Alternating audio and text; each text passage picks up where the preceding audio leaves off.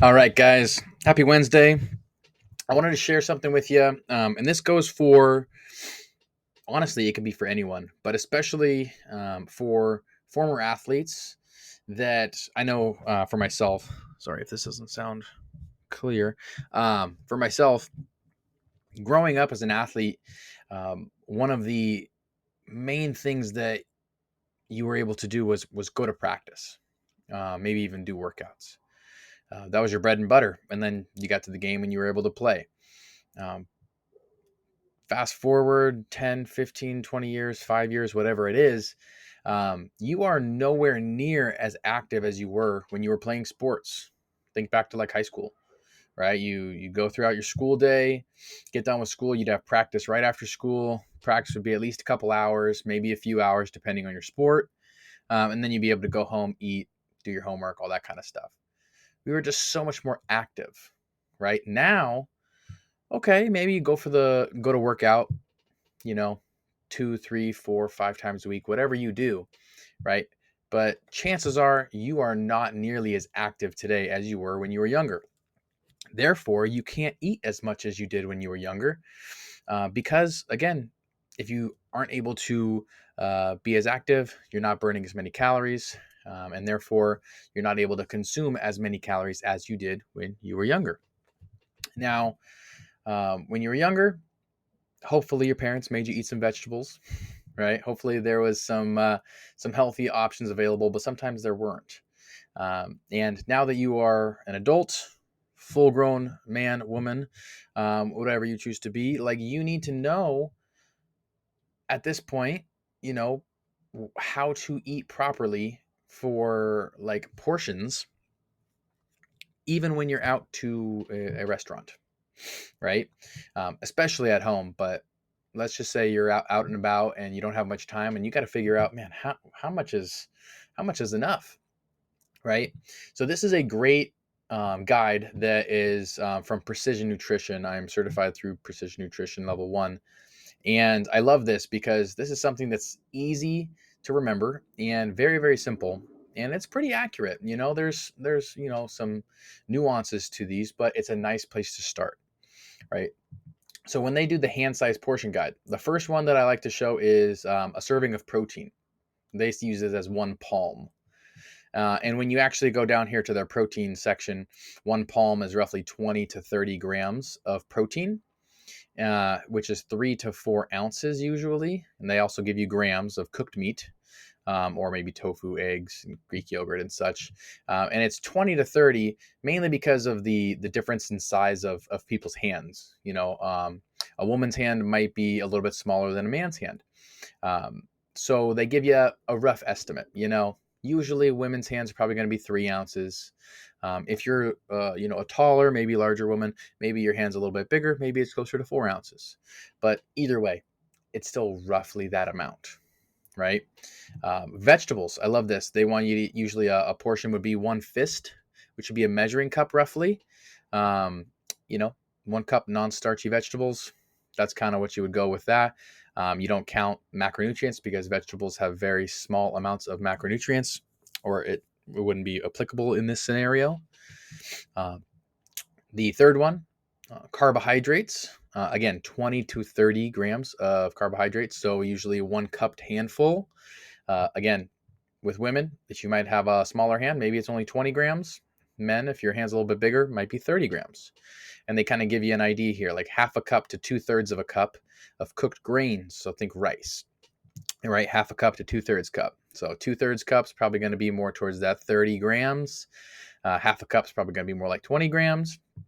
And they include legumes as well in there. And then one medium fruit slash tuber, which would be more like potato. That can also count as 20 to 30 grams. And then last is fats. And the portion of a fat source would be one thumb's worth, right? The size of your thumb, um, which usually is going to be 7 to 12 grams of fat. And 1 tablespoon, 14 grams of oil, that usually when you pour it on the pan, um, that amount based off the size of your thumb. usually is about a tablespoon. But you'd have to, I always suggest when you do have time, measure it out on an actual kitchen scale. Sometimes you don't know how much 1 tablespoon of olive oil is, avocado oil, or peanut butter, or anything like that. So it's nice to be able to use the scale when you really need it. And then that way, when you're out and about at a restaurant, or maybe you're at work and they have one of those salad bars and you're kind of like, okay, I need to put a little bit of everything on here. Then you can get a better idea of, okay, how much is enough if I have to eyeball it, and how much is a tablespoon? How much is this? How much is that?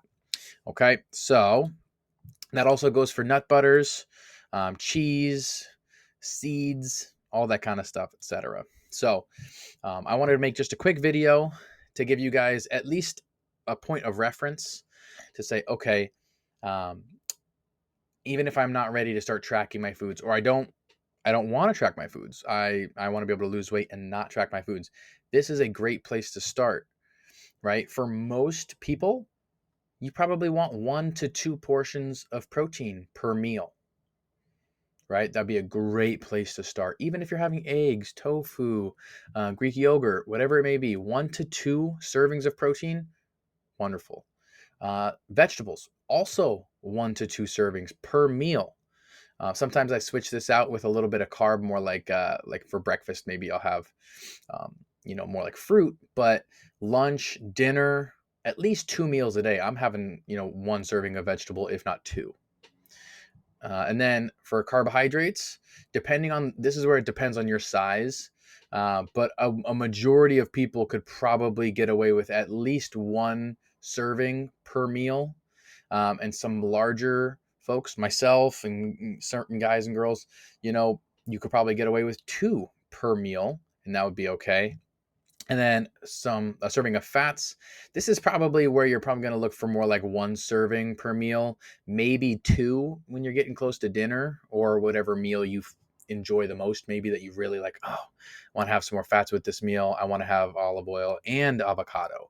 Like, okay, cool. No big deal. But yeah, so I like these, and there's 4 little reasons here that I agree with. Hands are portable, very easy. They're coming with you. You can measure things on the go if you need to. They're consistent with size, and they're providing you with a consistent reference. Your hand size isn't going to change much, even if you're losing weight. For the most part, it's going to stay pretty much the same. Hand scale with the individual. Obviously, bigger people need more food, and they tend to have bigger hands. Therefore, they get larger portions. Same goes with smaller people. They need less food and tend to have smaller hands. Therefore, smaller portions. Last one, hand size portions can help you track food choices, nutrients, and energy simply and easily. That's the biggest thing for me with these ones, is if you are always on the go and it's nonstop, you're really, really busy, really stressed out, and thinking of adding one extra thing onto my plate would just be like push you over the edge. This is a great place to start, right? You can be just your average person or a former athlete like myself, and you can at least take something from this and say, okay, how can I implement this into my daily lifestyle? At least being more mindful of, okay, maybe I don't have every single one of these in every single meal, but how could I improve? Maybe breakfast looks like, an English muffin, and you're like sitting there going, okay, maybe I need just a little bit more, maybe a protein. I'm not getting a protein source there. So maybe an egg, maybe a hard boiled egg with my English muffin. Like, okay, cool. Maybe I'm not getting my vegetables yet, but I'm planning on having a big salad for lunch. So we'll throw that in there too. Other than that, if anybody has questions, feel free to ask them in the comments. I'm definitely hopping on every single day and taking a look and trying to help out as many people as I can. So if you have any questions with this, let me know. But hope everyone has a great rest of your day, and I'll talk to you soon.